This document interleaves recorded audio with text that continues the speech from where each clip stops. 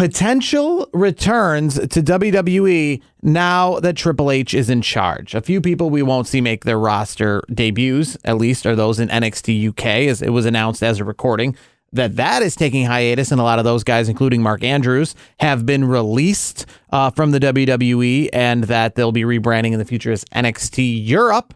I wonder where that will be going. And here's my first thoughts on that. So does that mean we're going to get the return of the European Championship?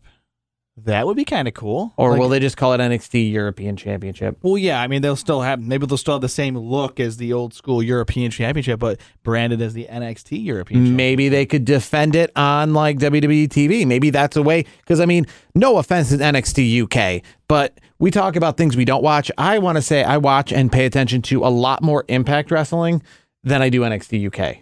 Yeah, I do too, and that says a lot because you know how much I follow Impact Wrestling. So yeah. Yes, and we followed some of the people like the Tony Storms, the Rhea Ripleys, the Pete Dunnes, but it seems like as soon as those guys moved on, and Walter included, we haven't really watched much NXT UK. And I'm not saying this personally. I'm saying this probably as a collective to you, those out there, to here in the studio. That's kind of a collective, and that's probably why they're going away. Yeah, I mean, what I do want to see is I want to see what happens to Ilya Dragunov. That's another name under the NXT UK umbrella that I do want to see more of. I thought the battle with Walter, over the last couple of years has been pretty darn good. So I'm not sure. Again, I don't follow it that closely, so I don't know what his status is. He wasn't one of the people who under the NXT UK thing today was released. Yeah, I was gonna say they're not gonna cut somebody that was high up on the totem pole. I don't even know if there's a high up on the total poll for NXT UK, but if there is, that's where he stands. I mean, what about what was it, Trent Seven, Tyler Bate, names like that? You're not gonna see. I mean, what about Kaylee Ray? I haven't seen much of Kaylee Ray. I wonder if they treat NXT UK similarly to how they treated those old UK pay-per-views back in the day with WWE, where like the people in the UK watch it despite the fact that they know that it has like no bearing on the actual WWE product. I mean, that sounds about right. I mean, it's kind of like they had those UK pay-per-views, Insurrection, Rebellion, One Night Only, all those pay-per-views they had in the 90s and early 2000s that were like pay-per-view events. You paid $35.99 pounds to watch it on a pay-per-view event back in the day, but they were essentially house shows with pyrotechnics and stuff because it had nothing to do with the WWE product itself. And most people in England watch the regular pay-per-views that did.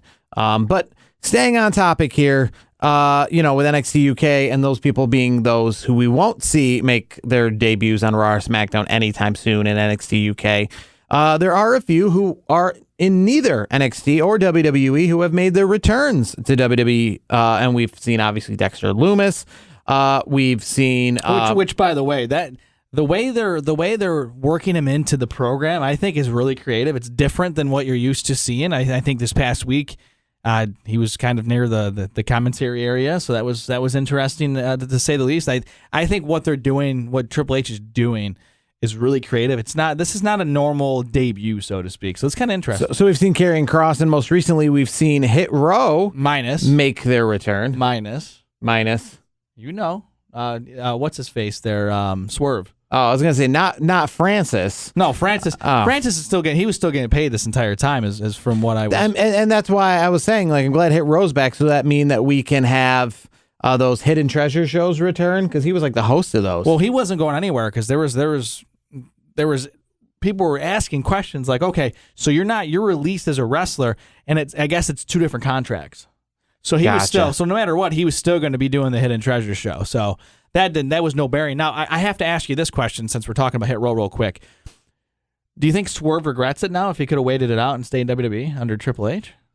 No, I think he's doing a decent amount in AEW. There's a lot of people who are being wasted away in AEW, but I will say he's not necessarily one of them. No, I kind of like him and Keith Lee as tag champs. I was just curious because if he would have waited a little bit longer instead of just jumping right to AEW, he could have been debuting back with Hit Row. So I mean, I'm excited to see what happens to Hit Row. I don't know why they were let go in the first place. They were starting to get a little steam, and then Then it was like the tires got kind of taken off, so they couldn't go anywhere. So the question is who would we like to see returned? Obviously, we're going to throw the one main person out there we all want to see returned. We never want to see him leave, and that's obviously Bray Wyatt. We'd like to see the return of Bray Wyatt. But another kind of interesting name, I don't know if he's still the champion. He defended his championship recently. I think he's still the champion, and I'm talking about Samoa Joe. I think he is one of the I think he's the TV champion out there in Ring of Honor. And when maybe that time is done, or even maybe they make that time be done, I wouldn't mind seeing Samoa Joe come back. And I think that's like a perfect name because I think a Samoa Joe was one of those kind of people who Triple H is and the real wrestlers liked. We got to see that this past week. Drew McIntyre, that's another thing that returned the word wrestler. That was nice. But Samoa Joe, I think, is somebody I would like to see return, and I think that's a possibility. So let me get this straight. So is he under the same deal as Morrison, kind of a one-off at AEW? Was that the word on the street? Like he didn't sign an AEW contract? Is that what you're understanding? Because I'm not sure because they're obviously being used in Ring of Honor exclusively, pretty much. Is Samoa Joe? So it could be under the same umbrella then, technically, because Tony owns it all. Yeah. That's the only issue I have is like, if he signed a contract where Tony Khan has all the, the saying, if you want to go to WWE, you're going to have to you're going to have to write out your contract, then you can't come to WWE. That's my question. That's what I was kind of curious. When you mentioned Samoa Joe, I just assumed like Samoa Joe wouldn't even be up for discussion because of his, of his status with Ring of Honor, the AEW umbrella. That's the only thing. I'll throw a name out there that I know for a fact is not under a contract anywhere at this point, and he's been enjoying the fruits of his labor as a newer father is Johnny Gargano. That's a name that I am looking forward to seeing back in the WWE squared circle soon. And I'm not going to be surprised when he is returning because all the reports and all the things that are leaking out in the last few days is it seems like now that Triple H is kind of under control of the creative side, Johnny's more on board of coming back because it seemed like he didn't want to come back because of the lack of creative creative platform for him or like what direction he was going as a wrestler. So now that Triple H is in play again, now Gargano, I would be very surprised if he's not back within the next few months. We can see some more Gargano Ciampa stuff. I mean, because obviously they're giving Ciampa the green light right now. Ciampa is getting he's getting a big push right now, and for good reason. Ciampa's a hell of a wrestler. It's nice to see a guy like Ciampa, who Vince definitely wouldn't have used in this way, shape, or form, being used the way that he is. So that's a good thing. And then I know you mentioned Bray Wyatt. I mean, the issue that I kept reading about with Bray Wyatt and WWE, well, more so Vince, I should say, is he meaning Bray Wyatt is a very creative guy, and it seemed like he felt like he was handcuffed. He wasn't able to have the creative freedom, and as we're seeing recently, there's more creative freedom that Triple H has given them a little bit more of a leash. So that leads me to believe, so to speak, that Bray Wyatt and Johnny Gargano are coming back because they're going to be able to be their creative selves. Creative people by nature are tough to deal with sometimes because they're so creative. It's just their mindset. Like a Paul Heyman, he's a very creative guy. But by all accounts, he might not be the easiest guy to deal with, but the guy's pretty damn good at what he does. So that's why I think Bray Wyatt and Johnny Gargano will be back is solely because of Triple H's, kind of relaxed, laissez-faire approach to creative. If you've proven it, Triple H is going to give you some room. If you haven't proven it, you're still going to have those scripted promos until he sees otherwise. That's kind of my approach to it. One person that I thought you were going to mention when you said he's enjoying the fruits, I thought you were going to say the fruits of his essentially own promotion, and I thought you were going to say EC3. He's right now enjoying the fruits of that Control Your Narrative promotion that he's got going on, and I don't necessarily see it in the short term. I don't see it happening. But him and Braun Strowman, obviously that would end Control Your Narrative if him or Braun Strowman essentially came over. That's another name though, Braun Strowman. Do you think? I would say Braun Strowman has a better shot of being in WWE than EC3 at this point. And I know Triple H is better than Vince when it comes to being on the smaller guys, which is good. But Braun Strowman, I don't think he's just, for lack of a better word, Braun. I think he has capabilities. I think he has attributes that the fans truly liked. He was world champion a few times. He's got enough tools in the arsenal, so to speak. He's not just Omos at this point. You know what I mean? Where he's not just John Gonzalez. There you go. Yes. Very limited in the repertoire. Yes. So, that as soon as you mention that, I would say I would lean more towards Braun Strowman versus EC3. That's just my thoughts. I just thought EC3 just never fit the WWE mold. What about some guys who are essentially not under those stringent, expensive contracts that AEW has? I'm thinking of a tag team like the Iconics. We talk about the women's tag team division, how it is slighted, or the women's roster in general. They could use somebody like the Iconics to come on over. And by all accounts, I felt like when they were making their run, I felt like Triple H was a supporter of them. That's the kind of they're the kind of team that I feel like Triple H would have support of, because they are better in the ring than you think they are. They have good mic skills. I feel like they have a good presence about them.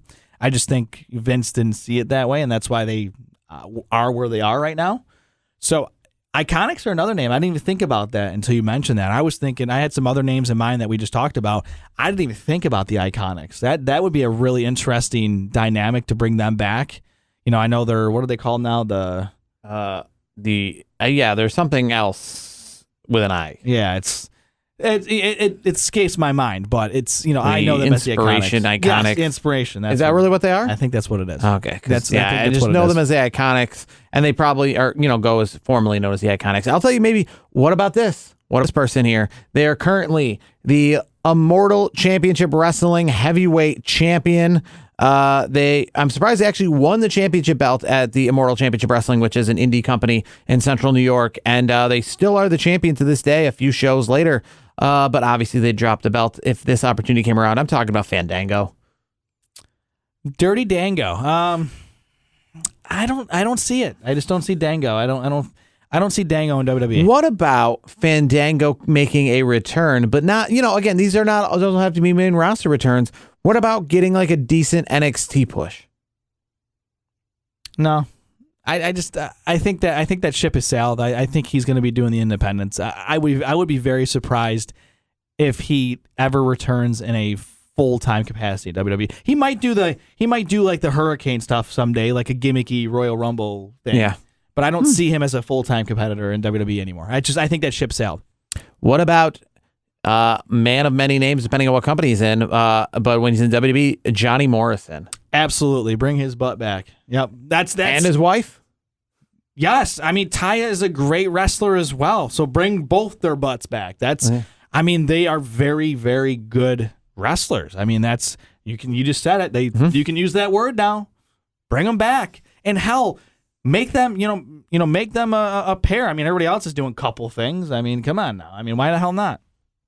Trying to think of what other names that we could come back in the WWE. Obviously, the women's division, you have people like Deonna Purrazzo. That's a possibility. Is Tyler Breeze still around? I don't know what's his latest. I don't even know where he's at these days. Would Tyler Breeze be another name? I guess my question is would you want Tyler Breeze to come back without Fandango? Yes, I think Tyler Breeze can stand alone as the pretty guy, the pretty boy. Now, I was reading some rumors. We were both doing this together, and that is Tucker. What about Tucker? Formerly, obviously, the tag team of Heavy Machinery with Otis and Tucker. They split up. Tucker went away. It's just Otis and Chad Gable right now, essentially. But what about the reunification of Heavy Machinery, or bringing back Tucker in that capacity? I think you meant like the reuniting. Is that what you were going for? Yes. Something like that. You know what I mean? Words here, folks. No, honestly, I don't. I didn't have much stock in Tucker anyways. I was always an Otis guy when Heavy Machinery was a thing and they were making a nice little run. I just never saw it with Tucker, and that's no disrespect. It's just what I saw. I didn't think WWE was in the wrong by cutting him loose, so to speak. I felt like Otis was the better competitor all around. I think Otis kind of has that personality. I think it's I wouldn't say it's like a Chris Farley personality, but he's got a little bit of Chris Farley to him, kind of like the funny, heavier set guy, so to speak. Like he kind of has like He can eat certain things, and he just kind of can be the funny heavy set guy, I guess is what I'm saying. One person that I could definitely mention that left and in a way made themselves bigger, like a Cody Rhodes. So Cody Rhodes obviously came back and went right into the main event picture. Was a big deal right away. Completely different character than when he left to Stardust, obviously. And the same would be said if we saw this return, and that's Zack Ryder, a.k.a. Matt Cardona. I don't think Matt comes back unless he gets a few things. And his wife, Chelsea Green, can come with him. He's not very popular. And let's just say, too, remember, obviously, he spent a lot of time at WWE, but yeah, he's pretty popular. The only issue I have is I feel like he would want a little bit more control, and I don't know if he'll get the control that he might want. He's kind of I know he's not in that control your narrative group, but I feel like that's kind of where he is mentality-wise and gimmick-wise these days, is he wants to control things, and I don't think he has enough stroke to get that in WWE. I just don't see. But if he's willing to say, okay, you know what, I'll get a little bit more freedom than what I had previously, then why the hell not? At the GCW show this past weekend in Atlantic City, Seth Rollins was actually spotted backstage, and a lot of people think, obviously, to watch Matt Cardona. So he's definitely still as close as can be with as many people in WWE. Well, yeah, I mean, Cesaro and Seth Rollins they own like coffee shops together. So I mean, they still have. I mean, just because you leave a company doesn't mean you're not going to still have those. Have that. So that's why I haven't just mentioned just random names, but I'm kind of mentioning people that have that WWE tie. I got one for you, and I'll say this and. This person's coming back as a wrestler, supposedly was just recently spotted at a NXT live event recently. But I think they're better off being a valet at this point when a certain wrestler comes back from a pectoral injury. That person being? Adam Rose. Brandy Rhodes. Brandy Rhodes, okay. Adam Rose and the Rosebuds was my next guess. Kind of tongue-in-cheek there.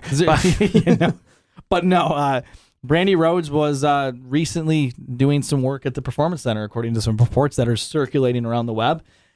I don't want to see her as a wrestler. I just don't think she has that wrestling. I don't think she's got that wrestling prowess. But she could definitely be a very good valet, and that's not a slap in the face. I think she'd be better utilized because she's good on the microphone. Mm-hmm. Obviously, I mean, she was Eden Styles back in the day. She knows how to talk. Mm-hmm. She's got a good voice and all that stuff. She can do that. And be Cody Rhodes' valet, which works because, again, you can have spouses together, and that stuff works. I just never saw it with her as a wrestler. It's kind of like the Eva Marie thing.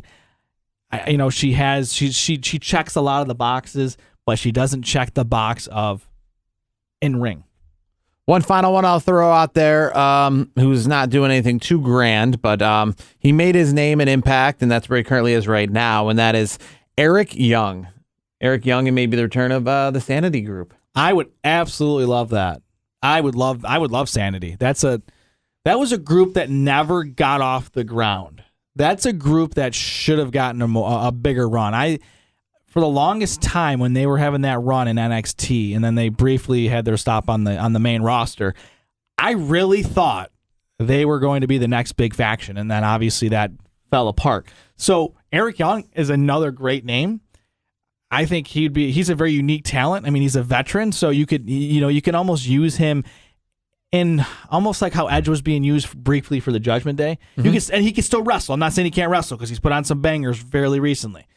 But he could, bring Big Damo back. You can bring him back in. You can bring Big Damo's real life wife, Nikki ASH, back in the fold.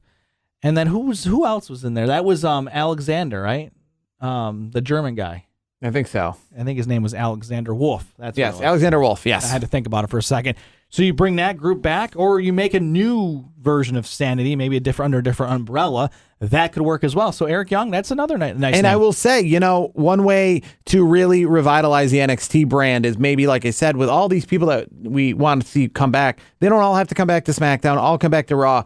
They could come back to NXT and essentially, help revitalize that by putting some familiar faces in NXT. And, because obviously I know a lot of people who stopped watching, when the black and gold brand stopped. The black and gold brand didn't stop when essentially the colors changed as much as when the talent changed. So bring back in some of those talent that were there during the black and gold brand, and you revitalize NXT as well as, having them maybe come up in the future.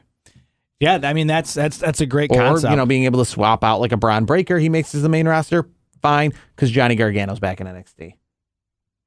I like it. I think that's a great idea, and I wouldn't put it past Triple H, being the brain trust that he is, to do the right thing. And so far, even Kevin Nash, who has been very critical of the product for a long time, Kevin Nash is loving what Triple H is doing.